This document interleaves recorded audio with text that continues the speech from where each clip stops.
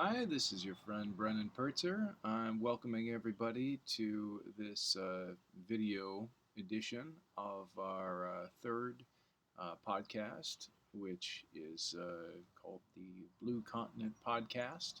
Um, Today, for our guest, we have Hans-Martin Førsund, who is the president of the NIDECO, which is Norwegian International Development Company. They work on sustainable energy, providing sustainable energy solutions to the developing world. And he's got a lot to say. He's got 30 years plus experience in working in international development. And I think you'll really like what he's got to say. So listen up. Here goes.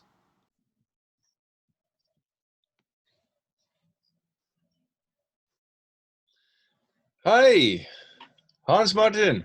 Hey, how are you? I'm good. How's your afternoon? Ah, great. Looking forward to having a free day tomorrow. Oh yeah, Holiday, yeah. is it a holiday? How was celebrating 17 Mai? Well, that was kind of special. You're based in Norway now, aren't you? No, not right now. Oh, okay. I'm on the east coast of the United States, but I've lived in Norway several times, and I'd love to get. I'm working with a Norwegian company right now, so Yeah, right. Okay. So you are in the morning in the yep, States. yeah, it's a Okay. beautiful morning finally. Yeah. Yeah. Okay. Yeah. We had a special celebration in 17th of May. Kind of special. Yeah. Usually the people come to in Oslo, they come to the king and queen at the palace, but this time they actually came to the people. Oh, really? Oh, how did they do that? They went by car through the city, and open car actually. Nice. Yeah, so That's it was pretty cool. yeah, a special event. Oh, well, I'm glad to But hear that, and I'm glad that you're healthy and your family's in good shape. yeah, we are healthy. Yes, Yeah, yeah, and you too. Yeah. Norway did a pretty good job of controlling the situation. Yes. We are opening up now, so it's getting well, yeah. The R is quite below Yeah. one, so it's okay. Well, many And times, how's what? how's New York now? Oh, New York is coming back to life. One thing that's very special there is because the outbreak was so bad, and like Yeah, one out of every five people or something were maybe yeah. exposed to it. So they're thinking there's some level of immunity possibly there. So, Okay. but the problem, if you look at the United States graph with the virus, you'll see that it's gone up, and then it looks like it's coming like maybe down or flat. Flat. But Yeah. but that's if you include the New York tri-state area. And if you remove that from the rest of it and you just look at the rest of the country, it looks like it's still going up. And Wow. yeah, it's because we've done such a terrible job of controlling here. It It's has something to do with leadership, I think. yeah, yeah, it's there are so many things that you could discuss on this point and causes and how it's a uniquely American situation. But I'd prefer that we have a chance to talk about what we came here Yeah. to talk about today. Something more interesting, Well, perhaps. Yeah. yeah, for sure, and long term, because America's going to have this real problem for a while, and it will be the world's problem, and to some extent. It will. Yes. But Also here, I think I think I read something about they suppose only 0.5% or something of the population here had the corona hmm. virus, and very few are immune against it. So Yeah. we'll have another round, I think. Well, we will, and here's my biggest issue, just by the facts, is if you look at imagine American businesses trying to restart, and yet everyone they want to do international business with thinks, oh, I'm not going to have a meeting with an American because American's going to get me all sick, right? Yeah, well, yeah, it's going to be a problem for a long time. You know, we try to do things in Africa, and it's going up there, I Yeah. suppose. So, hmm. Yeah, I can imagine. So, to my viewers, I want to say Hans-Martin has more than 30 years of experience in public and private sectors all over the world, including decades of work in maritime policy development. You've been a project manager, consultant, entrepreneur, and always focused on sustainability and waste reduction. So, you're currently now is it the CEO or the president of the Norwegian International Development Company? If I got anything wrong there, just let me know. No, I think you got it basically right. Yes. Mm. Okay. Can you tell just a bit about the what the Norwegian International Development Company does and how you came to the place where you created that organization? Yeah. Okay. Yeah. In short, we call it Nideco. That's far too long. The whole name. Nideco. Nideco. Yes. Yeah. Well, perhaps a little bit about my background, or maybe I should say something about the energy and sustainable energy Right. in the developing world. We use energy in most of our activities, whether you're on job or private, and efficient energy is important for the development of societies, and fossil fuels. They have worked well for us, Hmm.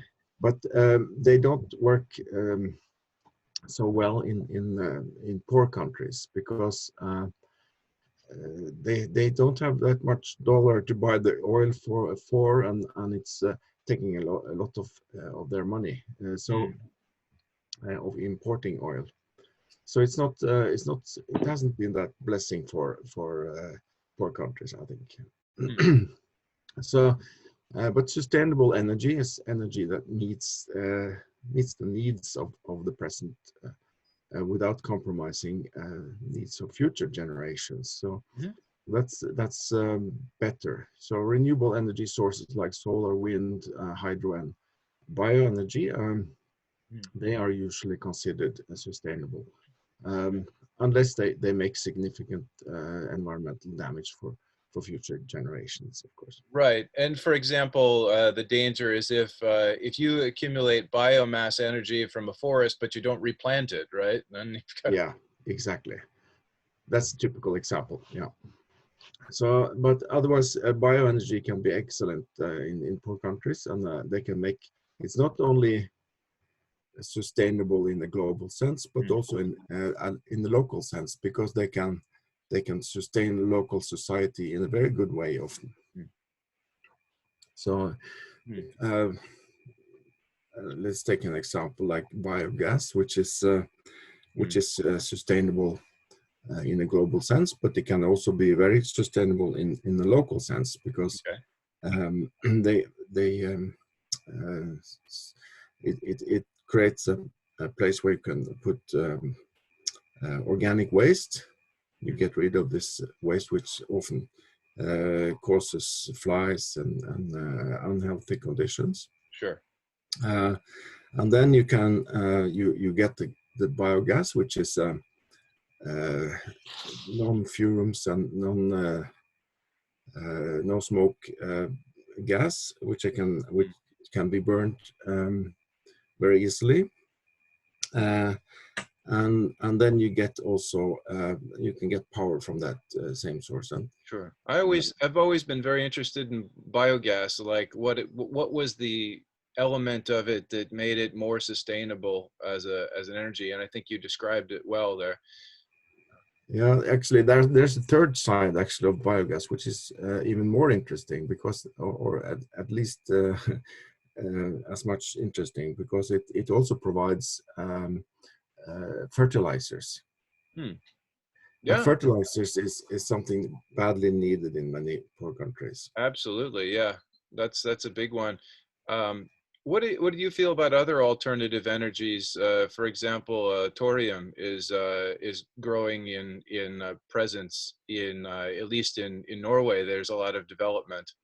What do Uh, well, of course, it's. I don't know very much about thorium, I must admit. So it's nuclear, I know, but and it's said to be safe compared to current kind of, yeah. nuclear. But and if it can be made safe without the hazards of the waste, which is a problem today of the Sure. nuclear, I think it can be a.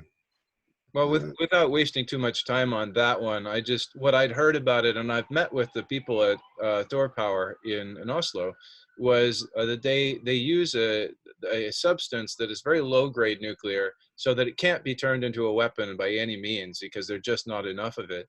And then when mhm. you're finished with it, the fuel is only radioactive for a couple thousand years or something, as opposed to hundreds of thousands of years or whatever, you know. So. Okay. So it's almost it has a much lesser impact on the environment. Also, thorium is found commonly in all over the world, and that allows people to different countries to extract it on their own without buying it from a country and moving it across the planet. Which, whenever you move nuclear material, that's got its own negative effect as well. Yeah. Yeah, yeah. No, perhaps that could be a solution. And but a couple of thousand years is also some time. Right. That's true. So anyway, I didn't want to get hung up on that. Can you? I have come across, as I've traveled the world, this shortage of energy in so many developing countries, and that's what you've been describing.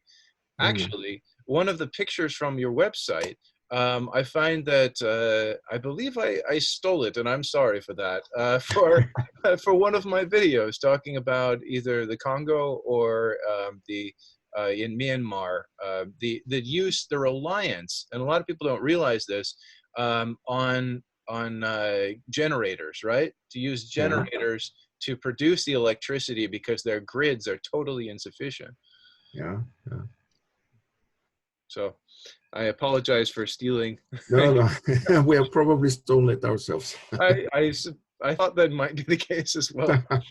We're all in the same game, working together, right? So yeah, if you could talk about some of your experience and how you kind of developed your perspective on this and identified these needs. What is some of the projects that you did in that process? Yes. Well, it's been a long travel for me, a long journey. So uh, perhaps I can start a little bit about myself. I'm a lawyer. I work with issues related to protection of the environment, and that's since actually 1989. So it's been some time. Wow.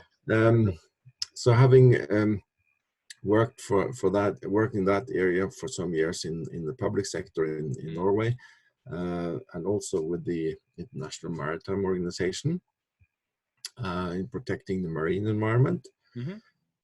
After that, I started to work as an international consultant, helping public sectors in developing countries in Africa and Asia. Mm-hmm. Um, and after that, I started to help businesses to internationalize. Including companies involved in renewable energy in Africa. And it was during that period that I realized that Norwegian companies involved in renewable energy in Africa um, could help developing countries develop their energy sectors, because I saw a lot of deficit, and there were they needed expertise Oh and yeah. they needed technologies. So we could help with both. Cool. Um, and therefore, I initiated an organization for helping Norwegian energy companies enter African markets. Huh. So, and the DECO was actually initiated during that period, because yeah, it was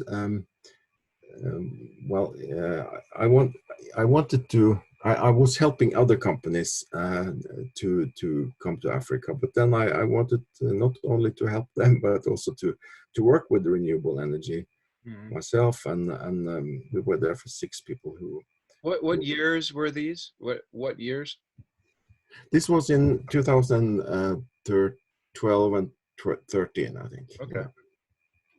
Yeah, I was in Ethiopia and I worked with this project called Alpha Sol, which was very interesting. Their concept was to bring large like solar facilities Mhm. as a mobile unit and place it somewhere out where they have no resources or no ability to get electricity or water, and then they would use the solar power to also to draw water from underground and then distribute that. So Right. they were hoping to also expand this into classrooms and like as far as create a solar classroom. So because before this, the people there had to walk like for hours every day just to get their water, just to bring it, Yeah. to bring it back to town. And it wasn't very good. Now the water had been purified as well. So, Oh, I mean, okay. because you have issues with the salts and things that are in the water in that region of Africa that causes teeth to rot out. So they're hoping to expand some of the most essential elements of culture of developed Western culture or whatever, so that they could have access to things that everybody needs, including water is health, right? Yes. Yeah, yeah, of course. Yeah. What we and yeah, to continue a little bit about why we came up with the deco was that we saw that renewable energy technologies were quite present in our part of the world, Mhm. but not very present in Africa, for example, in developing countries. So Yeah. so we decided that we wanted to help in that situation. So we wanted to provide sustainable or renewable energy products and solutions in Africa or Mhm. developing countries. We started in Africa, so How many countries have you been able to help with some of these solutions? we have been represented in 9 African countries. Hmm? Um, but doing business in Africa isn't easy, so Oh, no, it's so not. it's been learning process, I will say. Yeah, I can imagine.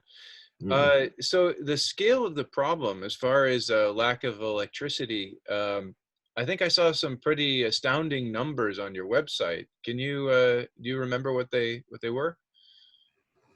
What numbers? Oh, I'm the quite. numbers. How many people in the world are lacking access to electricity, for example? Oh yeah, I think in the world it's 1.3 billion people, I think, lacking electricity, and it's about 40% of the whole population in the world that relies on food cooked on open fire.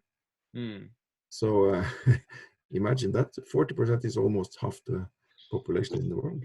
Yeah, that's huge. And so, So, but in Africa only, it's said to be about 600 million people without access to power. what are some of the biggest challenges that are faced as we try to help improve access to electricity to people here? Well, as I mentioned, there are lots of challenges, but I think knowledge about sustainable energy and renewable energy is one thing. Hmm. Um, uh, but we also realize that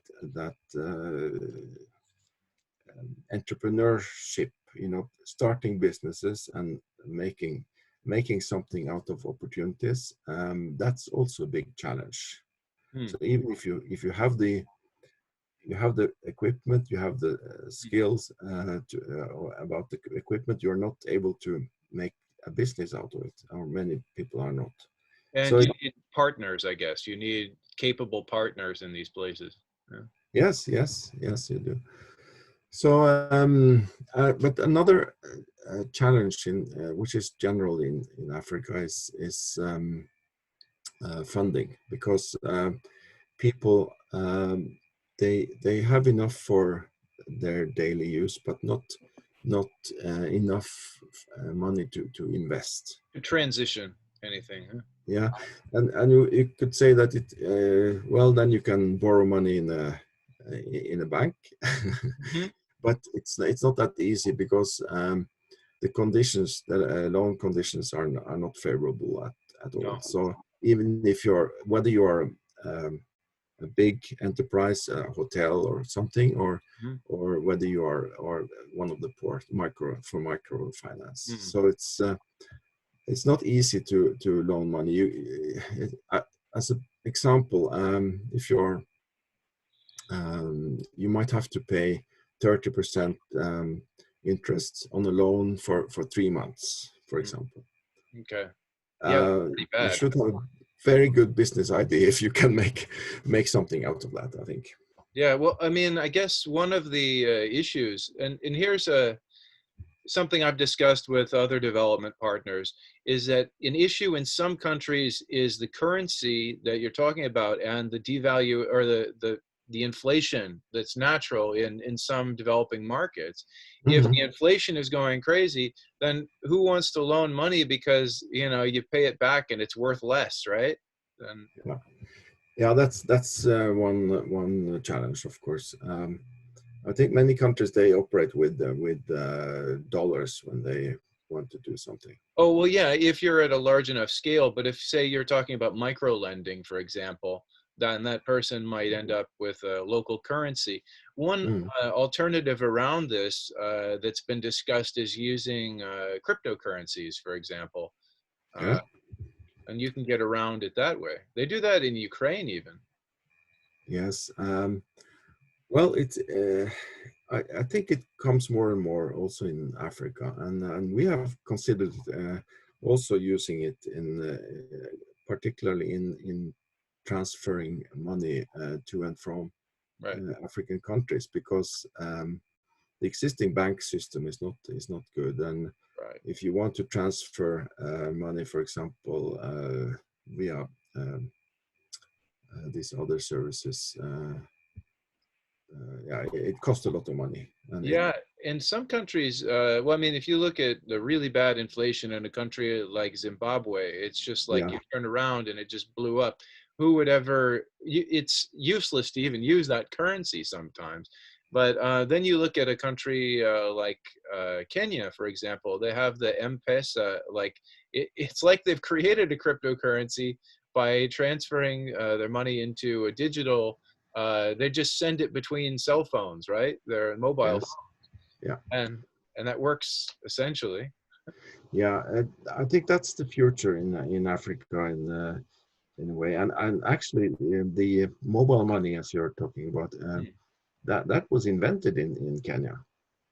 Ah, right, right. So that they were actually first, and so they're more advanced than we are here in Norway. They say necessity is the mother of all invention, right? That's true.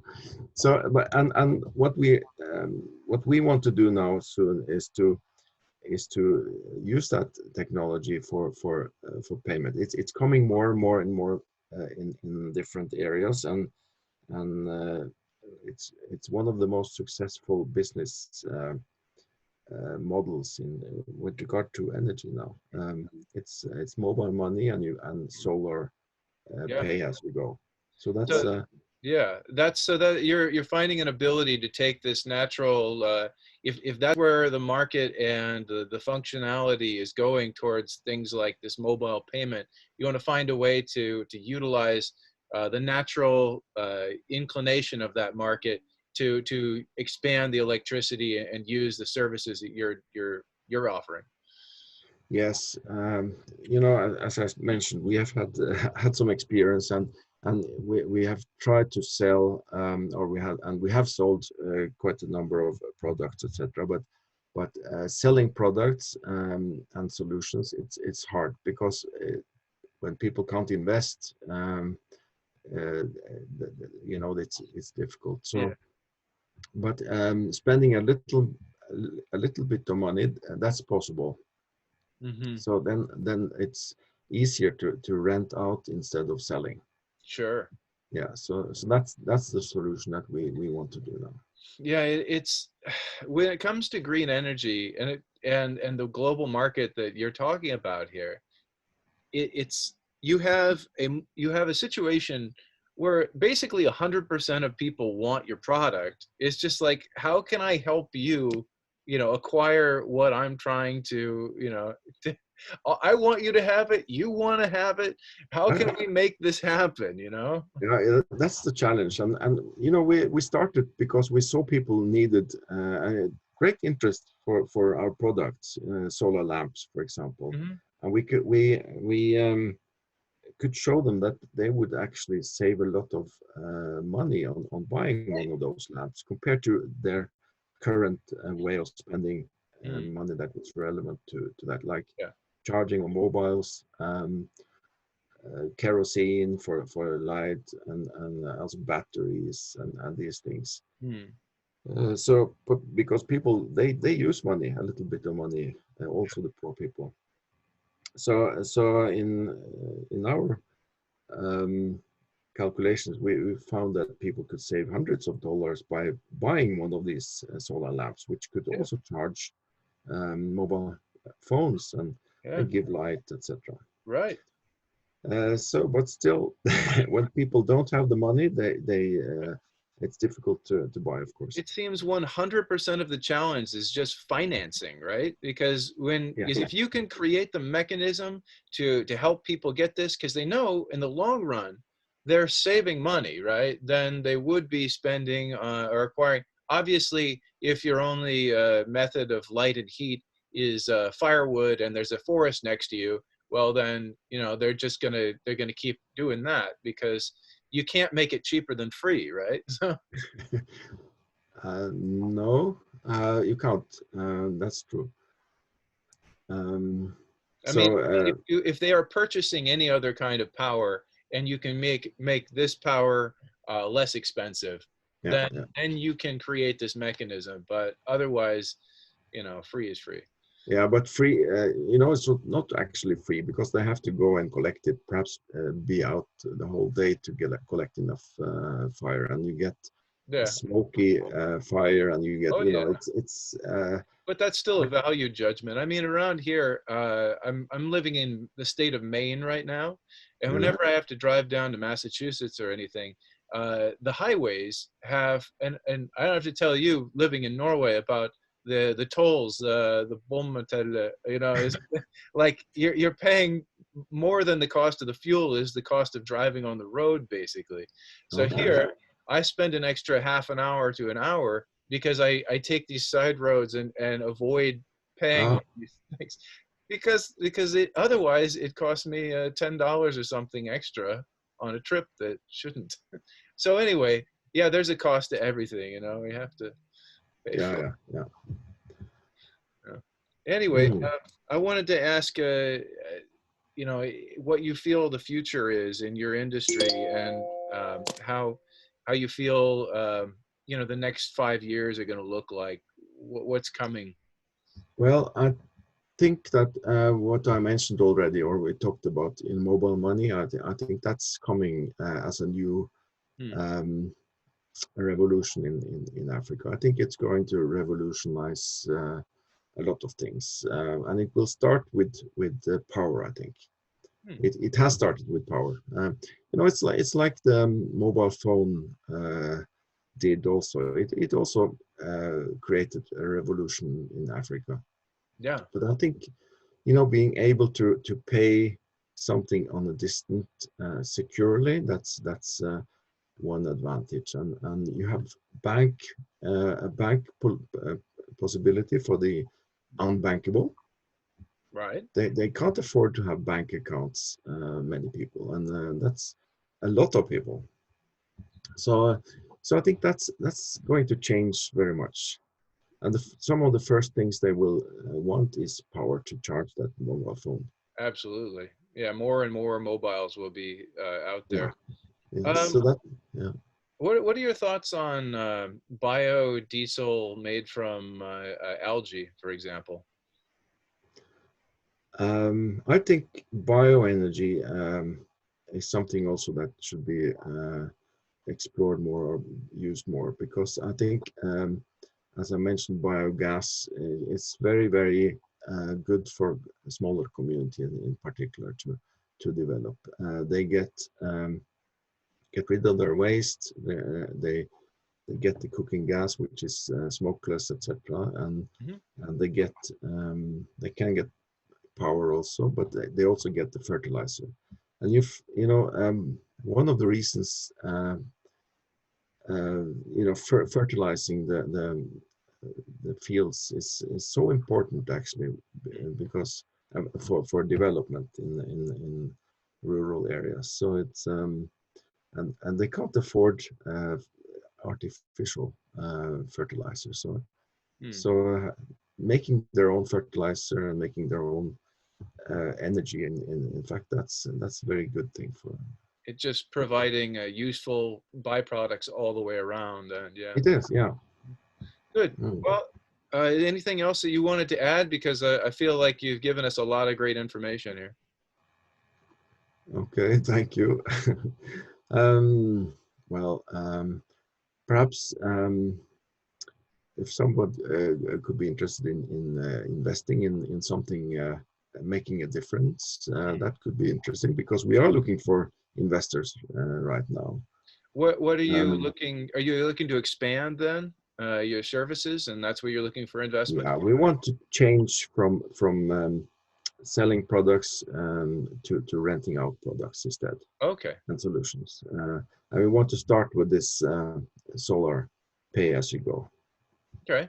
with mobile. And so, if someone wants to get in touch with you, what's the best way for them to do that? Well, they can go on our website, Nideco NO, or they can contact me directly, Hans at Nideco NO. Okay.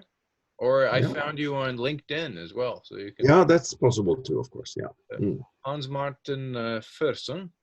Is it? that's right. Okay. Well, thanks for joining me, Hans-Martin. And Yeah, it's thank been a you. pleasure talking to you, and I'm glad to be one of your contacts. Likewise. Thank you for inviting me. You're very, very welcome. Anytime. Okay. Take care, my friend. Yeah, you too. Okay, bye bye.